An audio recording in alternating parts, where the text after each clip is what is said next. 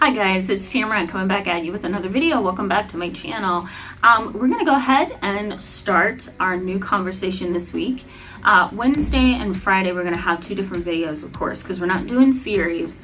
We're just doing, I'm calling this our psychology crash course, because what I'm doing is bringing up different things that you guys may have questions about or that you guys may be interested in learning more about. And it's just a variety of different things we're going to be talking about this month, the month of September. And so I figured you might be interested in this topic. This is about hospitalization. How do you hospitalize somebody who is exhibiting psychotic characteristics? How do you hospitalize someone in a psychiatric ward when they need to be? So we're going to talk about that. So the benefits for you in this video today is that you're going to learn about a 302. You're also going to learn of a 201. And you're going to also learn about your rights and ability to move around in the field when it comes to hospitalizing someone. So let's just go ahead and jump in. All right, guys. All right. So, okay. So how do I hospitalize someone? This is hard. All right. So I'm going to talk about two different things. A 302 and a 201. A 302 and a 201. A 201 is the best thing to do. Why? You're signing yourself into the hospital. You have more control over medication. You have more control over your treatment. You have more control over how long you stay. You also have more say in how the doctors and the nurses may treat you. And you also have more freedom. The other kicker is that this won't stay on your record, right? It won't stay on your record as a 302 would, okay? A 302 is being hospitalized against your will by the police or somebody who feels that you need to be in the hospital, including a mental health professional or a crisis team. A 302 is known as an involuntary commitment. Okay, guys, an involuntary commitment is being hospitalized against your will. And I don't know if I said it about the 201. The 201 is voluntary commitment. It's signing yourself into the hospital because you feel you need help. That's total independence. And it also looks pretty good on your record as well that you signed yourself in for help, right? It's taking initiative, accountability, all that good stuff. But then when you get to a 302, that's where you develop a criminal record. So if the police have to take you to the hospital, if your therapist or a crisis team has to 302 you, put you in a hospital against your will, you're going to acquire a criminal record. It's going to show up on your record. Once that happens, it automatically bars you from being able to purchase a firearm in the United States. And it might also lead to some other legal issues that I won't get into in this video. But there are some things that can happen as a result of being hospitalized against your will. Once someone is 302'd or hospitalized, it kind of takes away their independence. It also takes away their positive reputation in terms of healthcare, because your record is going to follow you wherever you go, and doctors have the ability to pull your record and see things that maybe you wish they wouldn't. All right, so a 302 and a 201. How can you hospitalize someone? So let's say you're a loved one and you need to hospitalize another loved one and they are over the age of 18. It's going to be really difficult. It's going to be difficult.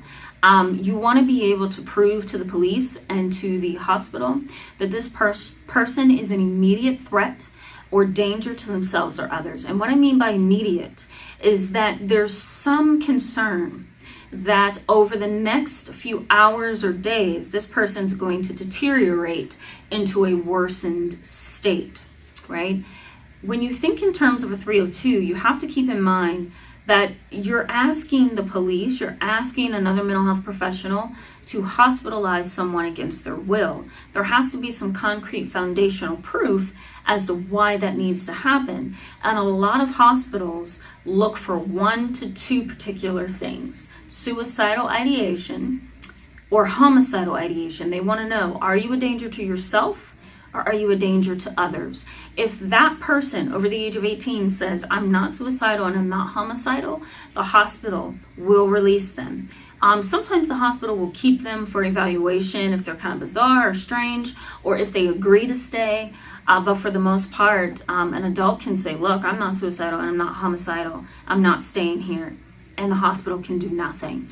Now, if that person is a clear and present danger, right, it's very clear that they are not in their right frame of mind, the hospital can go ahead and make them docile or make you docile with medication and then hospitalize you, or vice versa, hospitalize you and then give you meds. So it just depends on the person's state. A 201 includes none of that, right? Because you're signing yourself into the hospital. So there's no need for the police. There's no need to prove that you need help. You just go in, right? If there's a available bed, you go. What happens after someone is hospitalized against their will? They're usually kept between 24 to 72 hours.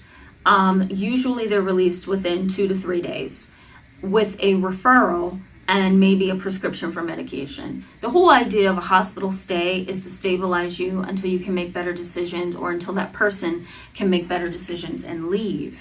Okay, so that's the whole goal of going into the hospital. They're not there to treat you for extended periods of time. They're there to stabilize you and then give you a referral to somebody who can treat you more long term. So what happens if that person needs to stay in the hospital and the hospital wants to release them?